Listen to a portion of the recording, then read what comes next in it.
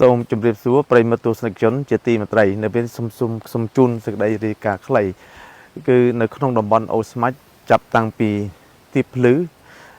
មានការបាញ់ប្លង់ចូលដោយភាគីថៃជាច្រើនគ្រាប់ហើយក៏ដូចជាទិសនៅប្រាសាទព្រះវិហារដែរ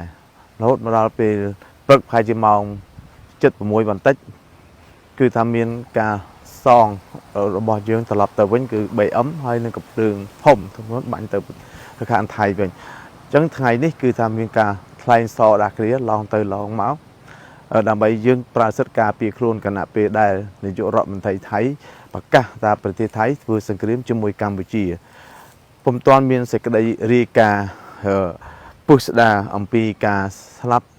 បាត់បង់ជីវិតទេប៉ុន្តែក្នុងនោះគឺទាហានទាំងទេប៉ុន្តែសេចក្តីរាយការណ៍បានបង្ហាញថាជនស៊ីវិលរបស់កម្ពុជា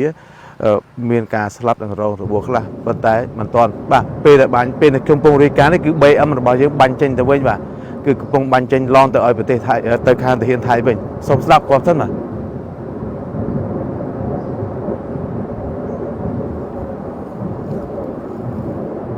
បាទឃើញទេលើ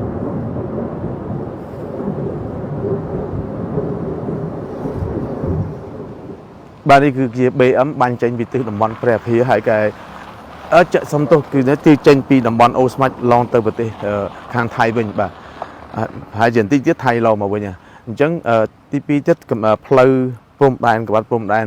ជាប់នឹងខាងថៃទី1នេះគឺថាថៃបានបាញ់ចូលមកជាកង់ដើម្បីកាត់ផ្ដាច់ផ្លូវគមនាគមន៍នឹងកុំឲ្យមានការចលះចុះជនភៀសខ្លួនភៀសសឹកអីខ្មែរបាក់ហើយខា